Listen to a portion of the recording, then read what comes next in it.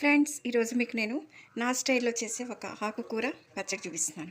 దీనికి కావాల్సింది ఒక అరకట్ట కొత్తిమీర, పావు కట్ట మెంతికూర, 2 టమాటోలు, 3 ఉల్లిపాయలు, కొంచెం వెల్లుల్లి, పచ్చిమిర్చి, కొంచెం చింతపండు, ఎర్రకారం, పోపుకి మినపప్పు, జీలకర్ర, ఆవాలు, ఎండుమిర్చి, ఆవాలు, శనగపప్పు.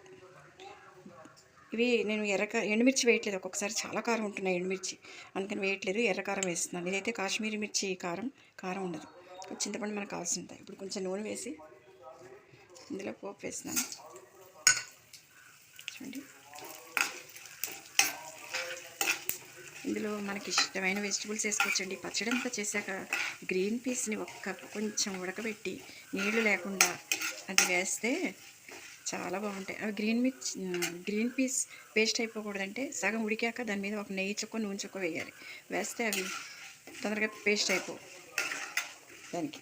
అది చూడండి, ఇవాళ కొంచెం పచ్చడికి నూనె పెట్టాను నేను. ఏంటంటున్నారు అనుకుంటారేమో, శీతాకాలం కొంచెం నూనె తగలాలి వంటికి, నెయ్యి కానీ, అందుకని వేస్తున్నాను. ఇప్పుడు ఇది పోపులో వేసేవన్నీ ఒకసారి వేయించేసుకుంటే పోపు మెత్తగా చేసుకున్నాక మిగిలినవి ఒక్కసారి వేసేలాగా గ్రైండ్ చేస్తే చాలు. ఇది వేస్తున్నాను కదా. ఇప్పుడు దీంట్లో వేగాలి. ఆవాలు మాత్రం టప్ టప్ మనాలి. అవంటేనే మన వంటకు కూడా క్లాప్స్ వస్తాయి, టక్ టక్ మరి కదా. అందుకని ఇది ఆవాలు వేగుతున్నాయి కదా. ఆవాలు ఇప్పుడు వెల్లుల్లి వేస్తాం. పచ్చిమిర్చి విరగొట్టి అందుకే పేలుతుందని. నేను ఎప్పుడో ఒక హెరాల్డ్ ఆఫ్ హెల్త్ బుక్లో చదివాను, కాయగూరలు ఏవైనా సరే, ఆకుకూరలు ఏవైనా కూరలు పెద్దవిగా కోస్తే అందులో పోషకాలు బయటికి పోవుట, ఖనిజాలు. అందుకని అలా కోస్తాను. అందుకని కానీ కొంచెం తొందరగా వండేయాలనుకోండి, చాలా సన్నగా కట్ చేసి తొందరగా కుక్ అయిపోతాయి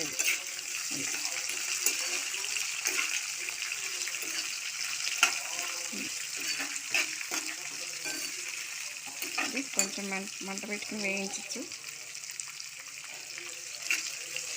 మనం పోపు వేసి వేయించే దాంట్లో నూనెలో పొగలు వచ్చినా కూడా డేంజరస్ ఇట. ఏంటంటే తొందరగా తిప్పుతున్నాను.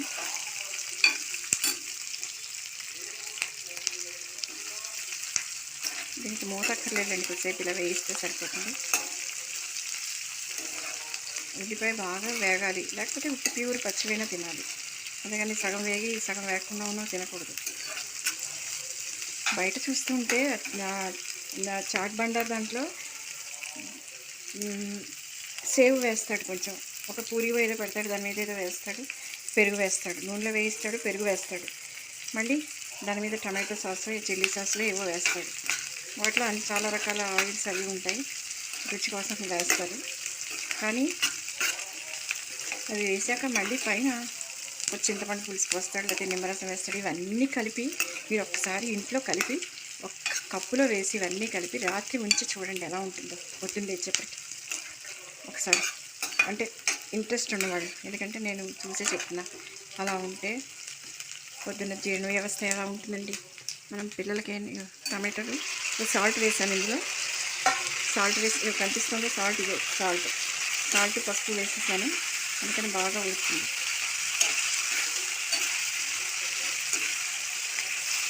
బాగా వేయించాలి కొంచెం. ఇందులో నేను చింతపండు కూడా వేసేస్తున్నాను, మగ్గుతుంది, బాగా ఉడుకుతుంది.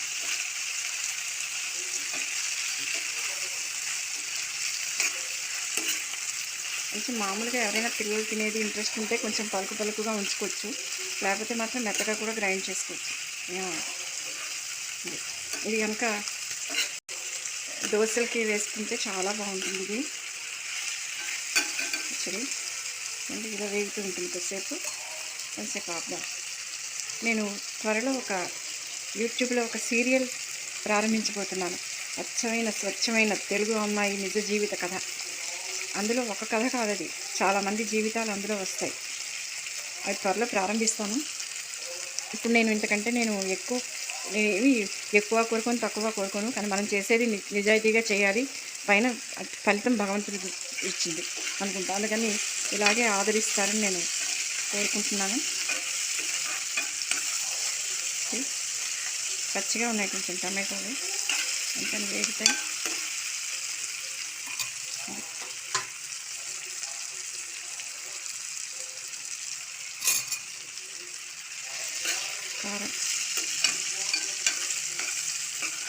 ఇది నేను ఇంకొకటి చెప్తాను. నిజంగానే వనభోజనాలకి మనం ఎవరి వాళ్ళు అంటున్నారు, కానీ నేను చెప్తున్నాను. నేను ఇవాళ నాకు చాలా వాటిలో ప్రాబ్లమ్స్ నుంచి బయటకు వచ్చానంటే ఇంకొక వేరే వాళ్ళే. మళ్ళీ చాలా ఆనందంగా గడుపుతున్నానంటే వేరే వాళ్ళు. ఎవరి ఫ్రెండ్షిప్కి ఇంకా ఏమీ ఉండవండి అడ్లు. అదొక్కటి గుర్తుంచుకోవాలి. మన వాళ్ళని వాళ్ళు ఎంత చూస్తారో కూడా మనకు తెలుస్తుంది ఈ రోజుల్లో. నా ఫ్రెండ్ చెప్పింది, వాళ్ళు 3 సిస్టర్స్. అయితే ముగ్గురు చిన్నప్పుడు చాలా అన్యోన్యంగా ఉండేవారట. అయితే కొంచెం పెళ్ళిళ్ళు అయ్యాక ఒక్కొక్కళ్ళు ఒక్కొక్క స్టేజ్. ఇప్పుడు కోటీశ్వరుడు దొరికి లక్షాధికారి అయిపోవచ్చు, లేకపోతే లక్షాధికారి దొరికి మిలీనీర్ అవ్వచ్చు. అందులో పెద్ద వింతమే లేదు. కానీ బంధం, రక్త సంబంధం ఒకటే కదా. అందుకని అది మర్చిపోయి ఇప్పుడు వచ్చిన సంపద, ఇప్పుడు వచ్చిన స్టేటసే గొప్ప అనుకుని అందులో ఒక అమ్మాయి ఇద్దరిని పక్కన పెట్టింది, ఇద్దరు అక్క చెల్లెళ్ళని. అయితే ఈ ఇద్దరు అక్క చెల్లెళ్ళు వీళ్ళు ఫోన్లే ఇంకా ఒకవేళ ఉన్నా కానీ అక్క మీద ప్రేమ చంపేసుకున్నారు వాళ్ళు. ఎందుకంటే తనంతలాగా పెద్దదై ఉండి అందరినీ ఆదరించాలి. అలాంటిది ఇంకా అక్కను వదిలేశారు వాళ్ళు. వదిలేసాకని కొన్నాళ్ళకి తను చెప్తోంది, ఇప్పుడు ఆవిడ అందరినీ స్టేటస్ చూసే వాళ్ళ పిల్లలకి పెళ్ళిళ్ళు చేసుకుంది. వాళ్ళ ఇల్లు చాలా మంచివాళ్ళు, అంతా గొప్ప అనుకున్నారు. ఈవిడ స్టేటస్ ఈవిడకి బాగున్నన్నాళ్ళు చూశారు. అయితే ఈవిడ అనుకోకుండా ఆవిడ హస్బెండ్ ఎక్స్పైర్ అయ్యాడు. అయ్యేటప్పటికి మరి ఏం చేశాడో ఆయన ఈవిడ చెప్పలేదో తెలియదు. మొత్తానికి అందరు ఫ్రెండ్స్ కలిసి ఈవిని రోడ్డు మీదకి తీసుకొచ్చారు, ఏమీ లేదు అనే స్థితిలోకి. తీసుకొచ్చేప్పటికి ఎవరికి వెళ్తుంది, ఎక్కడికి వెళ్తుంది? తల్లిదండ్రుల దగ్గరికి వెళ్తే తల్లిదండ్రులు చూస్తారు, కానీ వాళ్ళు అంత చూసేంత స్థితి ఉన్నవాళ్ళు కాదు. అందుకని ఏం చేశారు, అలా వదిలేశారు. సరే వదిలేస్తే ఎవరు తీసుకెళ్ళి చేర్చారో, ఒక పిల్లలు కూడా రాలేదు దగ్గరికి, అనాథాశ్రమంలో చేర్చారు. చేరిస్తే ఒక రోజున ఈ అక్క చెల్లెళ్ళు ఇద్దరు వాడు పుట్టినరోజుకి అక్కడికి వెళ్ళి ఏదైనా బర్త్డే సెలబ్రేట్ చేసుకుందామని అనాథాశ్రమానికి వెళ్ళారట. వెళ్ళేప్పటికీ అక్కడ దాంట్లో ఈవిడింది. ఈవిడ చూసేప్పటికి ఏముంది, వీళ్ళని చూసి బోర్మని ఏడ్చింది కూడా. కానీ వీళ్ళ మనస్తత్వం ఎలాంటిదో తెలుసా? అయ్యో అక్క ఇంత కష్టంగా ఉందా అని చెప్పేసి వాళ్ళు మేము తీసుకెళ్ళిపోతాం అని చెప్పని అంటే అప్పుడు ఆవిడ వాళ్ళందరి ముందే చెప్పింది, నాకు నా భర్త ద్వారా బోళ్ళ ఆస్తి వచ్చింది, నా చెల్లెళ్ళిద్దరు ఏంటిలే అని చెప్పని నేను పట్టించుకోలేదు, కానీ ఇవాళ నా చెల్లెళ్ళే నన్ను ఇక్కడి నుంచి తీసుకెళ్తున్నారు, నా పిల్లలు ఎవరు రావట్లేదు, నా పిల్లలకి కోట్ల ఆస్తులు ఇచ్చి పెళ్ళిళ్ళు చేశాను అని చెప్పేశాను. అంచేత కనువిప్పు బతికుండగా కలిగితే పర్వాలేదు, కానీ మొత్తం అన్నీ అయిపోయాక కనువిప్పు మధ్యలో కలిగింది అనుకుంటారే, నేను మిమ్మల్ని మిస్ అవుతున్నా నిన్నాళ్ళు రండి అని ఆవిడకి ఆస్తి అన్నీ ఉన్నప్పుడే ఆదరించుంటే ఇంకోలా ఉండేది ఆవిడకి.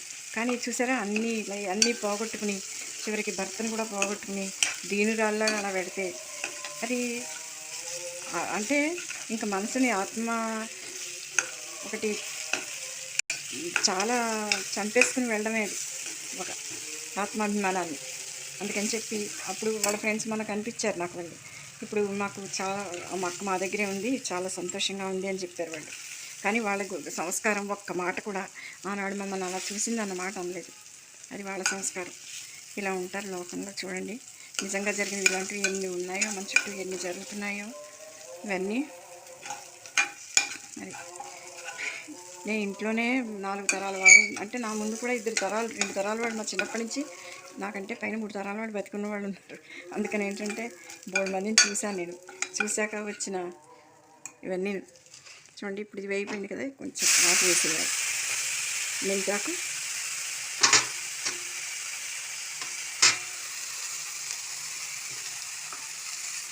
వేసేయాలి.